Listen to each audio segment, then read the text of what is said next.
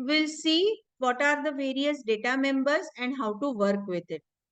Data members are what? जो class के अंदर प्लेस्ड है, they all are data members. They are variables we can use or instantiate.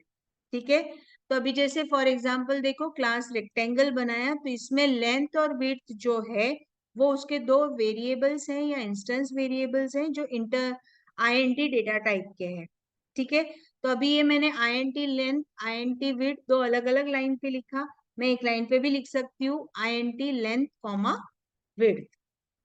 ठीक है, अब डेटा मेंबर्स जो है वो दो टाइप के हो सकते हैं, एक इंस्टेंस और नॉन स्टैटिक डेटा मेंबर्स और दूसरे होते हैं स्टैटिक डेटा मेंबर्स. सो अब इंस्टेंस डेटा मेंबर्स यानी क्या?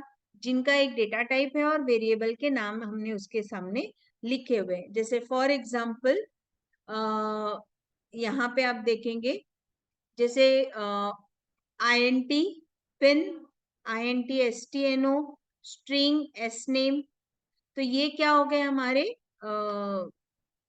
डेटा टाइप और उसके वेरिएबल्स या डेटा मेंबर्स. ठीक है, अब आप ऐसा भी लिख सकते हो ऑब्जेक्ट नेम डॉट इंस्टेंस और फिर डेटा मेंबर और उसका नाम. ठीक है, तो इस तरीके से भी आप क्रिएट कर सकते हो. नेक्स्ट है स्टैटिक, फिर डेटा टाइप और फिर वेरिएबल के नाम. अब ये स्टैटिक कीवर्ड क्या करता है? स्टैटिक कीवर्ड या स्टैटिक डेटा मेंबर्स आपके वेरिएबल के लिए या जो भी डेटा मेंबर्स हैं स्टैटिक वाले, उनके लिए एक ही बार वो मेमोरी में स्पेस अलॉट करके देता है. कितने बार भी आप उसके ऑब्जेक्ट्स क्रिएट करो बट मेमोरी के लिए जगह जो है वो उसकी एक ही बार वर्कआउट होती है. ठीक है, तो static members are meant for storing common values. ठीक है, तो उसको प्रीसीड करते हैं हम स्टैटिक कीवर्ड से. जैसे फॉर एग्जांपल देखो स्टैटिक स्ट्रिंग सी नेम या static string cap India. Clear? So now अब फील्ड्स को कैसे डिक्लेयर करेंगे?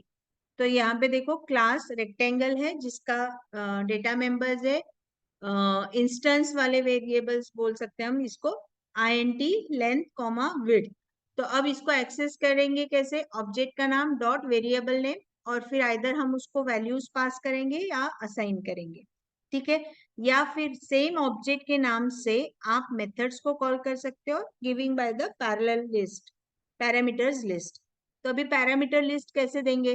नाउ सी हियर, सपोज एक एग्जांपल आपके लिए लिया मैंने. एक डेमो नाम का क्लास बनाया जिसमें प्राइवेट एक्सप्लिसिटली मैंने क्या किया कि XYZ नाम के जो वेरिएबल्स हैं वो इंटीजर डेटा टाइप के हैं और डेमो क्लास के अंदर ही वो यूज होंगे. ठीक है, डेमो क्लास के अंदर जो कुछ भी है वो वहां पे यूज होगा, उसके बियॉन्ड नहीं. ठीक है, तो XYZ को हम बाहर यूज नहीं करेंगे. देन तीन मेथड्स डिक्लेयर की है. पहली है इनपुट, दूसरा है सम, तीसरा है प्रिंट डेटा. अब पहली वाली मेथड को देखो कैसे लिखा है, पब्लिक वॉइड इनपुट. मतलब उसका रिटर्न टाइप कैसा है? वॉइड है, तो it is not returning anything. Public है मतलब beyond the scope of demo it is accessible. और इसमें वैल्यूज क्या रहेगी? x में असाइन हो रहा है 10 और y में असाइन हो रहा है 15. ठीक है, अब x और y के डिक्लेरेशंस क्योंकि इनपुट के बाहर हुए हैं तो x और y में भी जो असाइन हुआ है वो वैल्यू में सम में भी यूज कर सकती हूँ और प्रिंट डेटा में भी यूज कर सकती हूँ. ठीक है, तो अभी देखो सेकेंड एक और मेथड किया है, पब्लिक वॉइड सम यूज किया है जिसमें दोनों का टोटलिंग किया है और असाइन किया है z को. Next public void print data लिया है जिसमें system dot out dot println करके आंसर असाइन किया है z. ठीक है, सो नाउ एग्जांपल देखो, सम डेमो लिया एक क्लास जिसमें वॉइडमेन था और उस वॉइडमेन में इस डेमो क्लास का ऑब्जेक्ट क्रिएट किया. कैसे किया? क्लास का नाम object equals to new constructor और इस ऑब्जेक्ट से डॉट इनपुट को कॉल किया, इसी ऑब्जेक्ट से डॉट सम को कॉल किया और इसी ऑब्जेक्ट से डॉट प्रिंट डेटा को इंस्टेंशिएट किया. गेटिंग? तो यहां से through objects only you can give a call और access the data members that are public in that particular class.